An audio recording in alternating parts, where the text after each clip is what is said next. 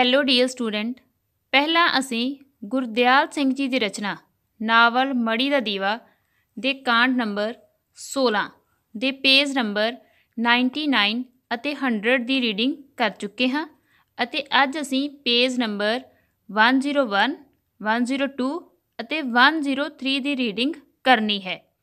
ਪਰ ਸਭ ਤੋਂ ਪਹਿਲਾਂ ਮੈਂ ਤੁਹਾਨੂੰ ਪੇਜ ਨੰਬਰ 99 ਅਤੇ 100 ਤੇ ਜੋ ਅਸੀਂ ਪੜ੍ਹ ਚੁੱਕੇ ਹਾਂ ਉਸ ਸੰਬੰਧੀ ਸੰਖੇਪ ਵਿੱਚ ਜਾਣਕਾਰੀ ਦੇਵਾਂਗੀ।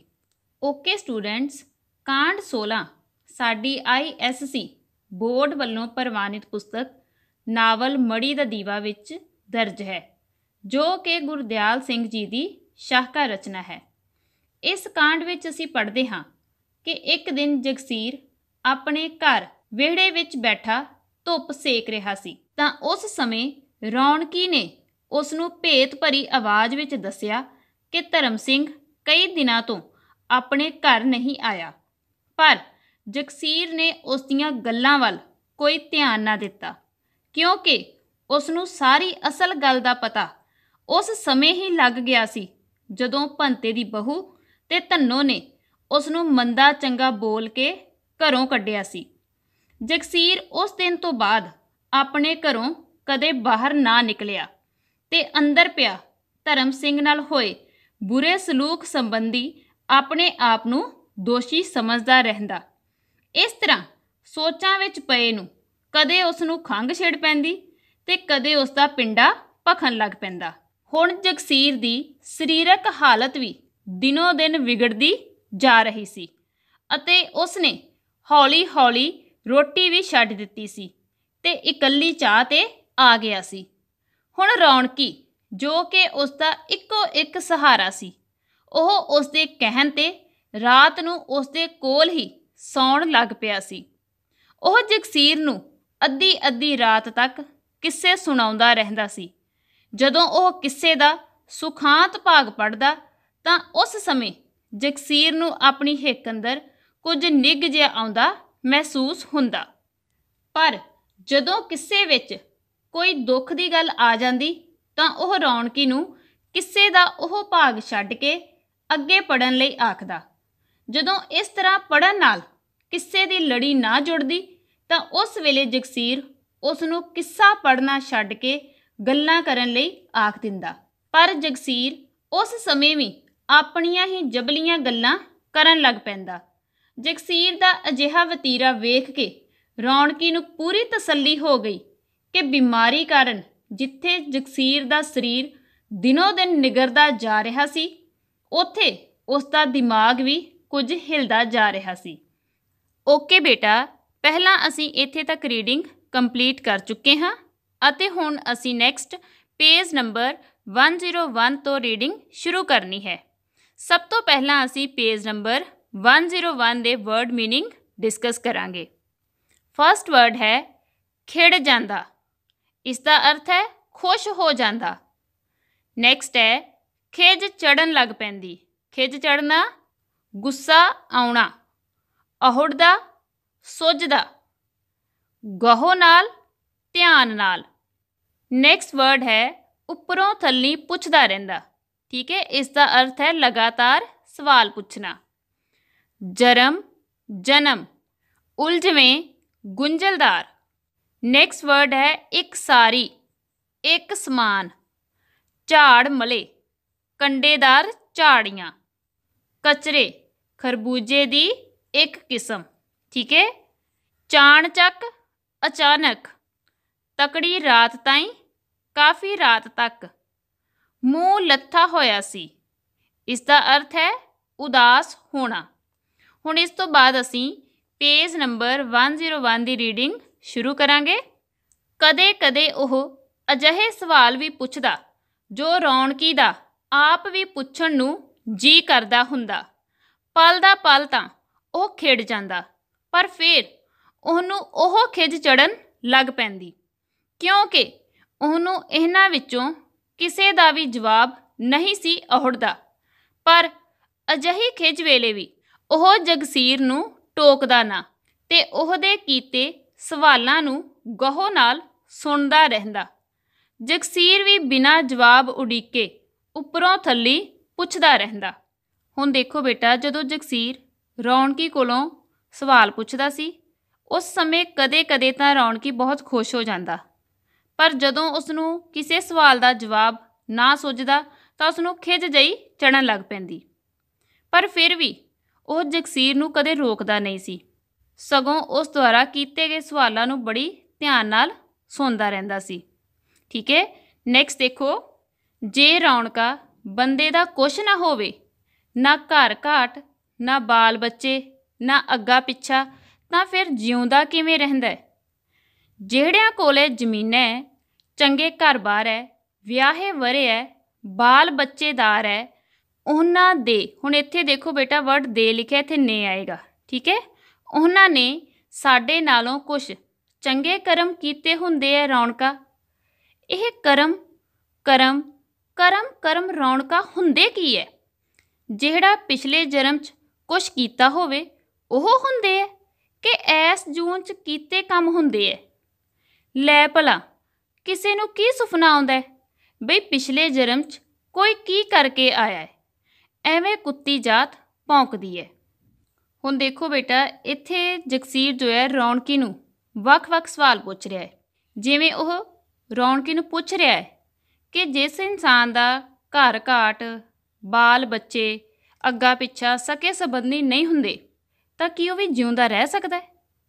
ਫਿਰ ਉਹ ਦੂਸਰਾ ਸਵਾਲ ਕੀ ਪੁੱਛ ਰਿਹਾ ਰੌਣਕੀ ਨੂੰ ਕਿ ਜਿਹੜੇ ਇਨਸਾਨਾਂ ਕੋਲੋਂ ਜ਼ਮੀਨਾਂ, ਚੰਗਾ ਘਰ-ਬਾਰ ਹੋਵੇ, ਵਿਆਹੇ ਵਰੇ ਹੋਣ, ਉਹਨਾਂ ਦੇ ਬੱਚੇ ਵੀ ਹੋਣ, ਕੀ ਉਹਨਾਂ ਨੇ ਆਪਣੀ ਜ਼ਿੰਦਗੀ ਵਿੱਚ ਕੋਈ ਚੰਗੇ ਕੰਮ ਕੀਤੇ ਹੁੰਦੇ ਹੈ? ਇਸੇ ਕਰਕੇ ਪਰਮਾਤਮਾ ਉਹਨਾਂ ਨੂੰ ਸਾਰੇ ਸੁੱਖ ਦਿੰਦਾ ਹੈ। ਠੀਕ ਹੈ, ਇਸ ਤੋਂ ਬਾਅਦ ਜਗਸੀਰ ਰੌਣਕੀ ਨੂੰ ਕਰਮ ਸੰਬੰਧੀ ਸਵਾਲ ਪੁੱਛਦਾ ਹੈ ਕਿ ਇਹ ਕਰਮ ਆਖਿਰ ਕੀ ਹੁੰਦੇ ਹਨ? ਜੋ ਇਨਸਾਨ ਨੇ ਆਪਣਾ ਪਿਛਲਾ ਜਨਮ ਹੰਢਾਇਆ ਹੈ, ਇਹ ਉਸ ਦਾ ਫਲ ਹੁੰਦਾ ਹੈ ਜਾਂ ਫਿਰ ਇਸ ਜੂਨ ਵਿੱਚ ਕੀਤੇ ਗਏ ਕੰਮ ਹੁੰਦੇ ਹਨ? ਠੀਕ ਹੈ, ਫਿਰ ਨਾਲ ਹੀ ਉਹ ਆਪਣਾ ਜਵਾਬ ਵੀ ਦੇ ਦਿੰਦਾ ਹੈ ਕਿ ਪਿਛਲੇ ਜਨਮ 'ਚ ਕਿਸੇ ਨੇ ਕੀ ਕੀਤਾ ਹੈ, ਇਸ ਬਾਰੇ ਕਿਸੇ ਨੂੰ ਕੋਈ ਜਾਣਕਾਰੀ ਕਿਵੇਂ ਹੋ ਸਕਦੀ ਹੈ? ਠੀਕ ਹੈ, ਨੈਕਸਟ ਦੇਖੋ, ਜਦੋਂ ਰੌਣਕਾ ਅਗਲੀ ਦਰਗਾਹ ਬੰਦੇ ਦਾ ਲੇਖਾ ਹੁੰਦਾ ਹੈ ਉਦੋਂ ਨਿਰਾ ਲੈਣਾ ਹੀ ਦੱਸਦੇ ਹੈ ਕਿ ਦੇਣੇ ਦਾ ਹਿਸਾਬ ਵੀ ਕਰਦੇ ਹੈ? ਦੇਣੇ ਦਾ ਕੀ ਕਰਦੇ ਹੋਣੇ ਹੈ? ਜਦੋਂ ਇੱਥੇ ਵਾਲੇ ਨਹੀਂ ਕਰਦੇ, ਉੱਥੋਂ ਵਾਲਿਆਂ ਨੇ ਕੀ ਕਰਨਾ ਹੈ? ਰੌਣਕਾ ਇਹ ਲੇਖੇ ਪੱਤੇ 'ਚ ਲੋਕ ਪੈਂਦੇ ਕਿਉਂ ਹੈ ਭਲਾ? ਤੇ ਉਹਦੇ ਇਹ ਉਲਝਵੇਂ ਸਵਾਲ ਮੁੱਕਣ ਵਿੱਚ ਹੀ ਨਾ ਆਉਂਦੇ। ਫਿਰ ਇਸੇ ਤਰ੍ਹਾਂ ਹੀ ਇਸ ਤੋਂ ਬਾਅਦ ਜਗਸੀਰ ਰੌਣਕੀ ਨੂੰ ਇਹ ਪੁੱਛਦਾ ਹੈ ਕਿ ਪਰਮਾਤਮਾ ਦੀ ਦਰਗਾਹ 'ਤੇ ਜੋ ਬੰਦੇ ਦਾ ਲੇਖਾ ਹੁੰਦਾ ਹੈ ਉੱਥੇ ਸਿਰਫ ਲੈਣਾ ਹੀ ਦੱਸਿਆ ਜਾਂਦਾ ਹੈ ਕਿ ਦੇਣੇ ਦਾ ਵੀ ਹਿਸਾਬ ਕੀਤਾ ਜਾਂਦਾ ਹੈ? ਠੀਕ ਹੈ, ਦੇਣੇ ਮਤਲਬ ਜੋ ਦਾਨ ਪੁੰਨ ਕੀਤਾ ਗਿਆ ਹੈ ਉਸ ਦਾ ਵੀ ਹਿਸਾਬ ਕੀਤਾ ਜਾਂਦਾ ਹੈ। ਫਿਰ ਨਾਲ ਆਪ ਹੀ ਆਪਣੀ ਜੂਨ ਨੂੰ ਜਿਵੇਂ ਕੋਸ ਰਿਹਾ ਹੈ ਕਿ ਜਦੋਂ ਇੱਥੇ ਇਸ ਦੁਨੀਆ ਦੇ ਵਿੱਚ ਕਿਸੇ ਦੇ ਦੇਣੇ ਦਾ ਕੋਈ ਅਹਿਸਾਨ ਨਹੀਂ ਮੰਨਿਆ ਜਾਂਦਾ ਤੇ ਫਿਰ ਪਰਮਾਤਮਾ ਦੀ ਦਰਗਾਹ ਦੇ ਉੱਪਰ ਦੇਣੇ ਦਾ ਕੀ ਹਿਸਾਬ ਕੀਤਾ ਜਾਂਦਾ ਹੋਵੇਗਾ? ਤੇ ਇਸ ਤਰ੍ਹਾਂ ਜਗਸੀਰ ਦੇ ਅਜਿਹੇ ਗੁੰਝਲਦਾਰ ਸਵਾਲ ਖਤਮ ਹੋਣ ਵਿੱਚ ਹੀ ਨਹੀਂ ਆਉਂਦੇ ਸਨ। ਠੀਕ, ਨੈਕਸਟ ਦੇਖੋ, ਜਦੋਂ ਦਿਨੇ ਰੌਣਕੀ ਭੱਠੀ ਲਈ ਬਾਹਰੋਂ ਬਾਲਣ ਲੈਣ ਚਲਿਆ ਜਾਂਦਾ ਤਾਂ ਇਕੱਲਾ ਪਿਆ ਜਗਸੀਰ ਅਜਿਹੀਆਂ ਗੱਲਾਂ ਸੋਚਦਾ ਰਹਿੰਦਾ। ਕਈ ਵਾਰੀ ਉਹਨੂੰ ਏਡੇ ਓਪਰੇ ਤੇ ਬੇਸਿਰ ਪੈਰੇ ਖਿਆਲ ਆਉਂਦੇ ਕਿ ਉਹ ਆਪ ਵੀ ਬੜਾ ਹੈਰਾਨ ਹੋ ਜਾਂਦਾ। ਇਹਨਾਂ ਹੀ ਵਿਹਲੇ ਪਲਾਂ ਵਿੱਚ ਉਸ ਬਚਪਨ ਤੋਂ ਲੈ ਕੇ ਹੁਣ ਤੱਕ ਆਪਣੇ ਸਾਰੇ ਜੀਵਨ ਨੂੰ ਇੰਜ ਪ੍ਰਤੱਖ ਵੇਖਿਆ ਸੀ ਜਿਵੇਂ ਇਹ ਵੀ ਇੱਕ ਕਿੱਸਾ ਹੋਵੇ। ਪਰ ਇਸ ਕਿੱਸੇ ਵਿੱਚ ਰੌਣਕੀ ਦੇ ਕਿੱਸਿਆਂ ਵਾਂਗ ਕਿਤੇ ਇੱਕ ਸਾਰੀ ਲੜੀ ਨਹੀਂ ਸੀ ਜੁੜੀ ਹੋਈ, ਨਾ ਛੰਦਾਬੰਦੀ ਸੀ, ਨਾ ਲੈ ਸੀ। ਉਹਨੂੰ ਇੰਜ ਲੱਗਦਾ ਜਿਵੇਂ ਇਹ ਖੇਤਾਂ ਦੀ ਡੰਡੀ ਵਰਗਾ ਕਿੱਸਾ ਸੀ। ਕਿਤੇ ਰਾਹ ਵਿੱਚ ਖਾਲ, ਕਿਤੇ ਝਾੜ ਮਲੇ, ਕਿਤੇ ਬੀਜੀ ਫਸਲ, ਕਿਤੇ ਵੱਢ ਤੇ ਕਿਤੇ ਮਿੱਧੇ ਹੋਏ ਕਚਰੇ।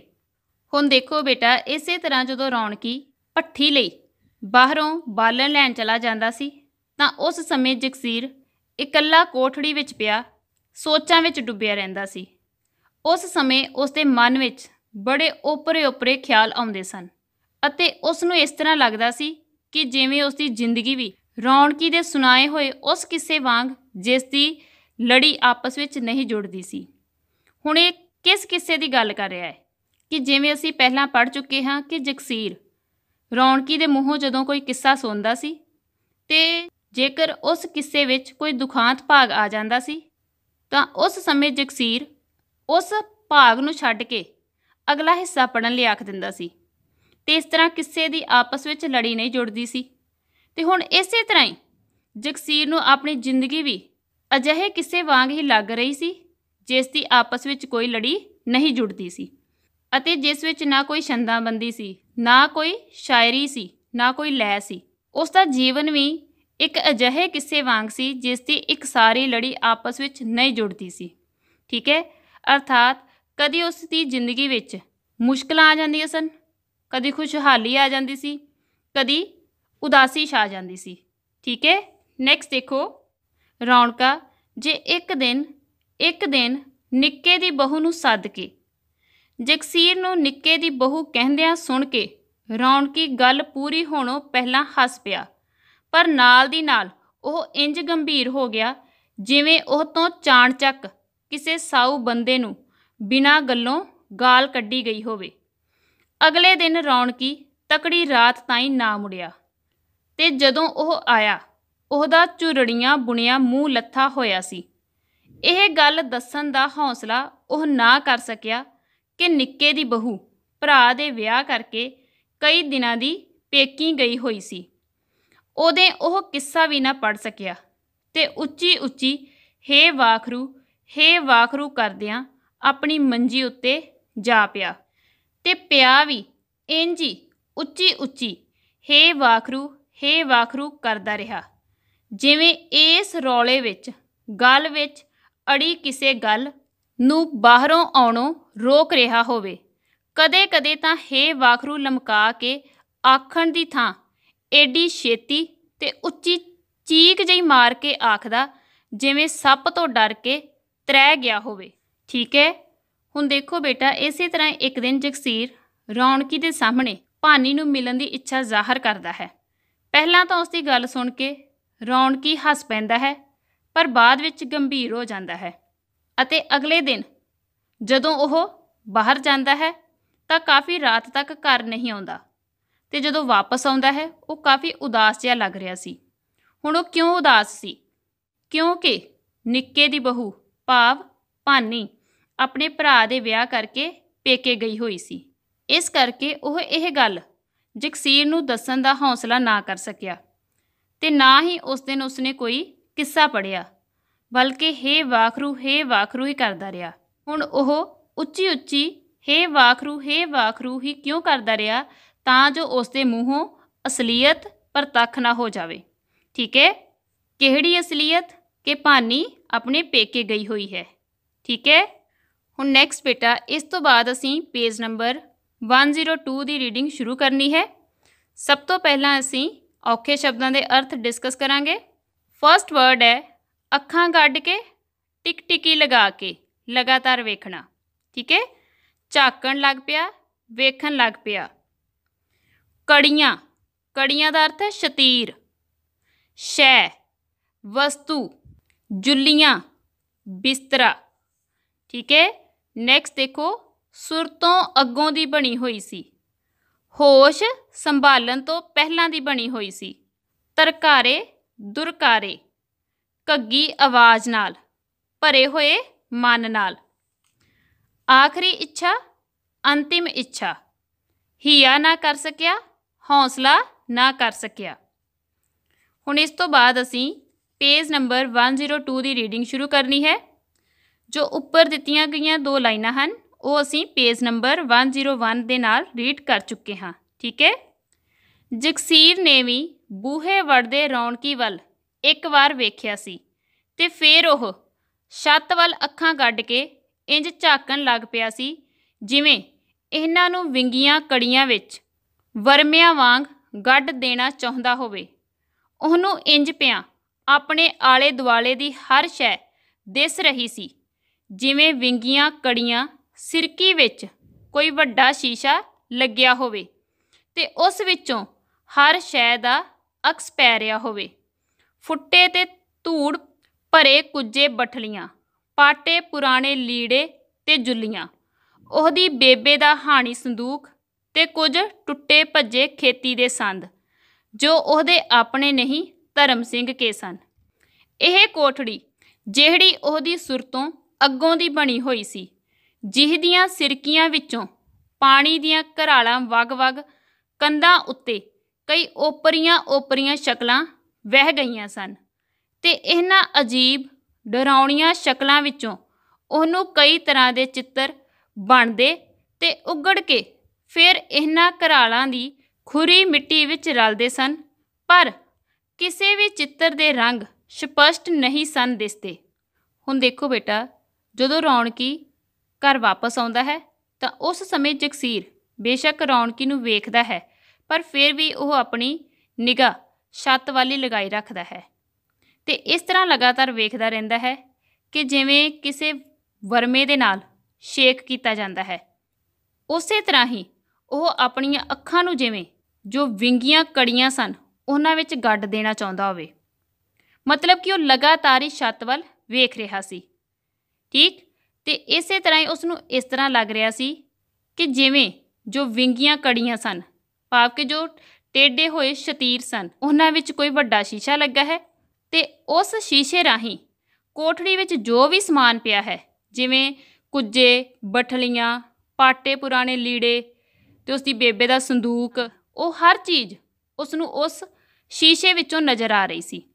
ਉਹ ਜਿਸ ਕੋਠੜੀ ਵਿੱਚ ਰਹਿ ਰਿਹਾ ਸੀ ਉਸ ਦੇ ਹੋਸ਼ ਸੰਭਾਲਣ ਤੋਂ ਪਹਿਲਾਂ ਦੀ ਬਣੀ ਹੋਈ ਸੀ ਤੇ ਮੀਂਹ ਦੇ ਪਾਣੀ ਦੀਆਂ ਘਰਾਲਾਂ ਵਗ-ਵਗ ਕੇ ਉਸ ਦੀਆਂ ਕੰਧਾਂ ਦੇ ਉੱਪਰ ਜਿਵੇਂ ਕਈ ਓਪਰੇ ਚਿੱਤਰ ਬਣ ਗਏ ਸਨ। ਮੀਂਹ ਪੈਣ ਦੇ ਨਾਲ ਕੰਧਾਂ ਦੇ ਉੱਪਰ ਲਾਈਨਾਂ ਜਿਹੀਆਂ ਬਣ ਜਾਂਦੀਆਂ ਹਨ। ਠੀਕ ਹੈ, ਇਸੇ ਤਰ੍ਹਾਂ ਹੀ ਕੋਠੜੀ ਦੀਆਂ ਕੰਧਾਂ ਦੇ ਉੱਪਰ ਵੀ ਵੱਖ-ਵੱਖ ਤਰ੍ਹਾਂ ਦੀਆਂ ਸ਼ਕਲਾਂ ਜਿਹੀਆਂ ਬਣੀਆਂ ਹੋਈਆਂ ਸਨ।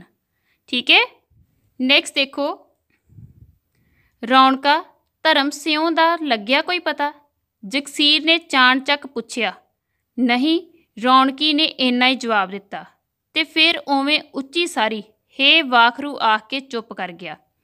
ਜਗਸੀਰ ਫਿਰ ਕਿੰਨਾ ਚਿਰ ਉਵੇਂ ਛੱਤ ਵੱਲ ਝਾਕੀ ਗਿਆ ਤੇ ਪਹਿਲਾਂ ਵਾਂਗ ਹੀ ਫਿਰ ਬੋਲਿਆ, ਨਿੱਕੇ ਦੀ ਬਹੂ ਨੂੰ ਆਖੀ, ਰੌਣਕਾ ਮੇਰੀ ਮੜੀ ਬਰ ਜ਼ਰੂਰ ਪੋਚਿਆ ਕਰੂ, ਬਣਾ ਤਾਂ ਤੂੰ ਦੇਵੇਂਗਾ ਹੀ। ਰੌਣਕੀ ਨੇ ਉਹਦੀ ਗੱਲ ਦਾ ਉੱਤਰ ਦਿੱਤੇ ਬਿਨਾਂ ਫਿਰ ਚੀਕ ਜਿਹੀ ਮਾਰ ਕੇ ਹੇ ਵਾਖਰੂ ਆਖਿਆ, ਪਰ ਐਤਕੀ ਉਹ ਆਪਣੇ ਗਲ ਤੇ ਅੱਖਾਂ ਵਿੱਚ ਅੜੀ ਉਸ ਸ਼ੈ ਨੂੰ ਨਾ ਰੋਕ ਸਕਿਆ। ਕਿਉਂ ਮਰੇ ਨੂੰ ਮਾਰਦਾ ਹੈ? ਮੇਰਾ ਦੋਹਾਂ ਜਹਾਨਾਂ ਦੇ ਧਰਕਾਰੇ ਦਾ ਹੋਰ ਕੌਣ ਹੈ? ਤੂੰ ਹੀ ਇੱਕ ਸੀ, ਤੂੰ ਹੀ ਐਂ ਗੱਲਾਂ ਕਰਨ ਲੱਗ ਪਿਆ। ਪੀੜੋ ਪੀੜ ਹੋਈ ਘੱਗੀ ਆਵਾਜ਼ ਨਾਲ ਰੌਣਕੀ ਨੇ ਕਿਹਾ ਤੇ ਹੰਝੂਆਂ ਦੀਆਂ ਦੋ ਧਾਰਾਂ ਉਹਦੀਆਂ ਡੂੰਘੇ ਟੋਇਆਂ ਵਰਗੀਆਂ ਨਿੱਕੀਆਂ ਅੱਖਾਂ ਵਿੱਚੋਂ ਉਛਲ ਕੇ ਵਹਿਣ ਲੱਗ ਪਈਆਂ। ਉਸ ਦਿਨ ਪਿੱਛੋਂ ਜਗਸੀਰ ਦੇ ਮੂੰਹੋਂ ਨਾ ਕੋਈ ਹੋਰ ਬੋਲ ਰੌਣਕੀ ਨੇ ਸੁਣਿਆ ਤੇ ਨਾ ਉਹਦੀ ਨਿਗਾਹ ਛੱਤ ਤੋਂ ਪਾਸੇ ਹਟਦੀ ਵੇਖੀ। ਸਿੱਧਣ ਸਿੱਧਾ ਪਿਆ ਉਹ ਕੜੀਆਂ ਵੱਲ ਝਾਕਦਾ ਰਿਹਾ। ਉਹਦੀਆਂ ਅੱਖਾਂ ਉਵੇਂ ਦੀਆਂ ਉਵੇਂ ਖੁੱਲ੍ਹੀਆਂ ਰਹੀਆਂ ਤੇ ਫਿਰ ਪੰਜਵੇਂ ਦਿਨ ਉਹਨਾਂ ਦੀ ਮੱਧਮ ਪਈ ਚਮਕ ਮੁੱਕ ਗਈ, ਡੇਲੇ ਰੀਠਿਆਂ ਵਰਗੇ ਹੋ ਗਏ। ਹੁਣ ਦੇਖੋ ਬੇਟਾ, ਇਸ ਤੋਂ ਬਾਅਦ ਜਗਸੀਰ ਰੌਣਕੀ ਨੂੰ ਧਰਮ ਸਿੰਘ ਬਾਰੇ ਪੁੱਛਦਾ ਹੈ ਕਿ ਉਸ ਦਾ ਕੋਈ ਸੂਹ ਪਤਾ ਲੱਗਾ ਹੈ ਜਾਂ ਨਹੀਂ। ਠੀਕ ਹੈ, ਜਦੋਂ ਰੌਣਕੀ ਉਸ ਨੂੰ ਇਹ ਦੱਸਦਾ ਹੈ ਕਿ ਧਰਮ ਸਿੰਘ ਬਾਰੇ ਕੋਈ ਪਤਾ ਨਹੀਂ ਲੱਗਾ ਤਾਂ ਉਸ ਸਮੇਂ ਜਗਸੀਰ ਚੁੱਪ ਹੋ ਜਾਂਦਾ ਹੈ ਤੇ ਫਿਰ ਛੱਤ ਵੱਲ ਵੇਖਦਾ ਰਹਿੰਦਾ ਹੈ ਅਤੇ ਨਾਲ ਹੀ ਰੌਣਕੀ ਅੱਗੇ ਇੱਕ ਆਖਰੀ ਇੱਛਾ ਜ਼ਾਹਰ ਕਰਦਾ ਹੈ ਕਿ ਉਹ ਨਿੱਕੇ ਦੀ ਬਹੂ ਨੂੰ ਆਖੇ ਕਿ ਉਸ ਦੀ ਮੜੀ ਜ਼ਰੂਰ ਪੋਚਿਆ ਕਰੇ।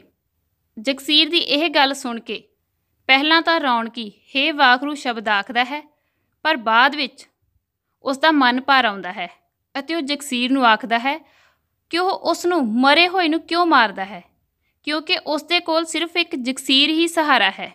ਤੇ ਇਸ ਤੋਂ ਬਾਅਦ ਉਸ ਦੀਆਂ ਅੱਖਾਂ ਵਿੱਚੋਂ ਵੀ ਹੰਝੂਆਂ ਦੀਆਂ ਧਾਰਾਂ ਵਹਿ ਪੈਂਦੀਆਂ ਹਨ। ਉਸ ਦਿਨ ਤੋਂ ਬਾਅਦ ਜਗਸੀਰ ਦੇ ਮੂੰਹੋਂ ਕੋਈ ਸ਼ਬਦ ਨਾ ਨਿਕਲਿਆ ਅਤੇ ਉਸ ਦੀ ਨਿਗਾਹ ਛੱਤ ਤੋਂ ਪਾਸੇ ਨਾ ਹਟੀ। ਫਿਰ ਅੰਤ ਪੰਜਵੇਂ ਦਿਨ ਉਸ ਦੀਆਂ ਅੱਖਾਂ ਦੀ ਚਮਕ ਮੁੱਕ ਗਈ, ਅਰਥਾਤ ਕਿ ਜਗਸੀਰ ਦੀ ਮੌਤ ਹੋ ਗਈ। ਠੀਕ ਹੈ, ਨੈਕਸਟ ਬੇਟਾ ਪੇਜ ਨੰਬਰ 103 ਤੇ ਸਭ ਤੋਂ ਪਹਿਲਾਂ ਅਸੀਂ ਵਰਡ ਮੀਨਿੰਗ ਡਿਸਕਸ ਕਰਾਂਗੇ। ਕੁਟੱਬੀਆਂ ਬੇਤਰਤੀਬੀਆਂ, ਸਿਵਿਆਂ ਸ਼ਮਸ਼ਾਨ ਭੂਮੀ, ਪੈੜ ਚਾਪ ਪੈਰਾਂ ਦੀ ਆਵਾਜ਼, ਸਾਫੇ ਪਰਨਾ। ਹੁਣ 103 ਦੀ ਰੀਡਿੰਗ ਸ਼ੁਰੂ ਕਰਨ ਤੋਂ ਪਹਿਲਾਂ ਦੇਖੋ ਬੇਟਾ, ਜੋ ਫਸਟ ਪੈਰਾ ਹੈ ਉਸ ਦੀਆਂ 3 ਲਾਈਨਾਂ 102 ਪੇਜ 'ਤੇ ਹਨ, ਠੀਕ ਹੈ। ਤੇ ਜਗਸੀਰ ਦੇ ਫੁੱਲ ਪਾ ਕੇ ਮੁੜਨ ਮਗਰੋਂ ਰੌਣਕੀ ਨੇ ਉਹਦੀ ਆਖਰੀ ਇੱਛਾ ਅਨੁਸਾਰ ਉਹਦੀ ਮੜੀ ਬਣਾ ਦਿੱਤੀ। ਪਰ ਭਾਨੀ ਨੂੰ, ਜੋ ਆਪਣੇ ਭਰਾ ਦੇ ਵਿਆਹ ਤੋਂ ਹੁਣੇ ਹੀ ਮੁੜੀ ਸੀ, ਮੜੀ ਪੋਚਣ ਲਈ ਆਖਣ ਦਾ ਉਹ ਹੀਆ ਨਾ ਕਰ ਸਕਿਆ। ਹੁਣ ਦੇਖੋ ਬੇਟਾ, ਇਸ ਤੋਂ ਬਾਅਦ ਜਦੋਂ ਜਗਸੀਰ ਦੀ ਮੌਤ ਹੋ ਜਾਂਦੀ ਹੈ ਤਾਂ ਜਗਸੀਰ ਦੇ ਫੁੱਲ ਪਾ ਕੇ ਜਦੋਂ ਰੌਣਕੀ ਮੁੜਦਾ ਹੈ ਤਾਂ ਉਹ ਜਗਸੀਰ ਦੀ ਆਖਰੀ ਇੱਛਾ ਅਨੁਸਾਰ ਉਸ ਦੀ ਮੜੀ ਬਣਾ ਦਿੰਦਾ ਹੈ। ਪਰ ਭਾਨੀ, ਜੋ ਕਿ ਆਪਣੇ ਭਰਾ ਦੇ ਵਿਆਹ ਤੋਂ ਵਾਪਸ ਆ ਗਈ ਸੀ, ਉਹ ਉਸ ਨੂੰ ਇਹ ਆਖਣ ਦਾ ਹੌਸਲਾ ਨਾ ਕਰ ਸਕਿਆ ਕਿ ਉਹ ਜਗਸੀਰ ਦੀ ਮੜੀ ਨੂੰ ਪੋਚ ਦਿਆ ਕਰੇ, ਠੀਕ ਹੈ। ਨੈਕਸਟ ਦੇਖੋ, ਉਹਦੀਆਂ ਕੁਟੱਬੀਆਂ ਚਿਣੀਆਂ ਇੱਟਾਂ ਇੱਕ ਦਿਨ ਉਂਝ ਦੀਆਂ ਉਂਝ ਚਿਣੀਆਂ ਰਹੀਆਂ, ਪਰ ਦੂਜੇ ਦਿਨ ਜਦੋਂ ਦਿਨ ਦੇ ਛਿਪਾ ਨਾਲ ਉਹ ਸਿਵਿਆਂ ਕੋਲੋਂ ਲੰਘਿਆ ਤਾਂ ਸੱਜਰੀ ਪੋਚੀ ਮੜੀ ਵਿੱਚ ਦੀਵਾ ਜਗਦਾ ਵੇਖ ਕੇ ਰੁਕ ਗਿਆ। ਕਿੰਨਾ ਚਿਰ ਉਹ ਦੀਵੇ ਦੀ ਸੂਹੀ ਲੋ ਵੱਲ ਤੱਕਦਾ ਰਿਹਾ। ਇਹ ਲੋ ਹਵਾ ਨਾਲ ਕੰਬਦੀ, ਪਾਟ ਕੇ ਦੋ ਹੋ ਜਾਂਦੀ ਤੇ ਫਿਰ ਟਿਕ ਕੇ ਇੱਕੋ ਅਡੋਲ ਲਾਟ ਬਣਦਿਆਂ ਵਧੇਰੇ ਉੱਚੀ ਹੋ ਜਾਂਦੀ। ਫਿਰ ਚਾਣਚੱਕ ਰੌਣਕੀ ਨੂੰ ਕਿਸੇ ਦੀ ਪੈੜ ਚਾਪ ਸੁਣਾਈ ਦਿੱਤੀ ਤੇ ਉਸ ਉਤਾਂਹ ਤੱਕਿਆ। ਸਾਹਮਣੀ ਡੰਡੀ ਉੱਤੋਂ ਮੜੀ ਦੇ ਦੀਵੇ ਦੀ ਲੋ ਵਾਂਗ ਕੰਬਦੀ, ਕੰਬ ਕੇ ਦੋ ਹੁੰਦੀ ਤੇ ਮੁੜ ਅਡੋਲ ਲਾਟ ਬਣ ਕੇ ਉੱਚੀ ਹੁੰਦੀ ਤੀਵੀਂ। ਤੂੰ ਤਾਂ ਤੁਰ ਗਿਆ ਦਲਾਸੇ ਦੇ ਕੇ, ਸਾਡਾ ਜੱਗੋਂ ਸੀਰ ਮੁੱਕ ਗਿਆ। ਰੌਣਕੀ ਨੇ ਹੌਲੀ ਜਿਹੀ ਆਖਿਆ ਤੇ ਸਾਫੇ ਦੇ ਲੜ ਨਾਲ ਅੱਖਾਂ ਪੂੰਝਦਿਆਂ ਤੀਵੀਂ ਦੇ ਮਗਰ ਮਗਰ ਪਿੰਡ ਨੂੰ ਤੁਰ ਪਿਆ, ਠੀਕ ਹੈ। ਹੁਣ ਦੇਖੋ ਬੇਟਾ, ਇਸੇ ਤਰ੍ਹਾਂ ਹੀ ਰੌਣਕੀ ਨੇ ਜੋ ਜਗਸੀਰ ਦੀ ਮੜੀ ਬਣਾਈ ਸੀ, ਉਸ ਦੀਆਂ ਇੱਟਾਂ ਉਸਨੇ ਕੁਟੱਬੀਆਂ ਦੀਆਂ ਚਿਣੀਆਂ ਸਨ, ਠੀਕ ਹੈ। ਪਰ ਦੂਜੇ ਦਿਨ ਜਦੋਂ ਉਹ ਸਿਵਿਆਂ ਕੋਲੋਂ ਲੰਘਦਾ ਹੈ ਤਾਂ ਉਹ ਵੇਖਦਾ ਹੈ ਕਿ ਜਗਸੀਰ ਦੀ ਮੜੀ ਸੱਜਰੀ ਪੋਚੀ ਹੋਈ ਸੀ ਅਤੇ ਉਸ ਵਿੱਚ ਦੀਵਾ ਜਗ ਰਿਹਾ ਸੀ। ਇਹ ਵੇਖ ਕੇ ਪਹਿਲਾਂ ਉਹ ਰੁਕ ਗਿਆ ਤੇ ਫਿਰ ਉਸਨੇ ਕਿਸੇ ਦੇ ਪੈਰਾਂ ਦੀ ਆਵਾਜ਼ ਸੁਣੀ, ਜੋ ਕਿ ਕਿਸੇ ਤੀਵੀਂ ਦੀ ਸੀ। ਇਸ ਤੋਂ ਬਾਅਦ ਰੌਣਕੀ ਆਪਣੇ ਮਨ ਦੀਆਂ ਭਾਵਨਾਵਾਂ ਜ਼ਾਹਰ ਕਰਦਾ ਹੋਇਆ ਆਖਦਾ ਹੈ ਕਿ ਤੂੰ ਤਾਂ ਤੁਰ ਗਿਆ ਦਲਾਸੇ ਦੇ ਕੇ, ਸਾਡਾ ਜੱਗੋਂ ਸੀਰ ਮੁੱਕ ਗਿਆ। ਕਿ ਜਿਵੇਂ ਉਹ ਜਗਸੀਰ ਨੂੰ ਆਖ ਰਿਹਾ ਹੈ, ਖੁਦ ਇਸ ਦੁਨੀਆ ਤੋਂ ਚਲਾ ਗਿਆ ਹੈ, ਪਰ ਉਸ ਦਾ ਵੀ, ਭਾਵ ਕਿ ਰੌਣਕੀ ਦਾ ਵੀ ਇਸ ਸੰਸਾਰ ਤੋਂ ਜਿਵੇਂ ਨਾਤਾ ਹੀ ਮੁੱਕ ਗਿਆ ਹੈ। ਤੇ ਅੰਤ ਰੌਣਕੀ ਆਪਣੀਆਂ ਭਰੀਆਂ ਹੋਈਆਂ ਅੱਖਾਂ ਸਾਫੇ ਦੇ ਲੜ ਨਾਲ ਪੂੰਝਦਾ ਹੈ ਤੇ ਉਸੇ ਤੀਵੀਂ ਦੇ ਮਗਰ ਮਗਰ ਪਿੰਡ ਨੂੰ ਤੁਰ ਪੈਂਦਾ ਹੈ, ਠੀਕ ਹੈ। ਓਕੇ ਬੇਟਾ, ਇੱਥੇ ਤੱਕ ਸਾਡੀ ਰੀਡਿੰਗ ਕੰਪਲੀਟ ਹੋ ਜਾਂਦੀ ਹੈ ਅਤੇ ਇਹ 16 ਕਾਂਡ ਤੁਸੀਂ ਦੁਬਾਰਾ ਰਿਵਾਈਜ਼ ਕਰਨਾ ਹੈ। ਓਕੇ ਬੇਟਾ, ਥੈਂਕ ਯੂ।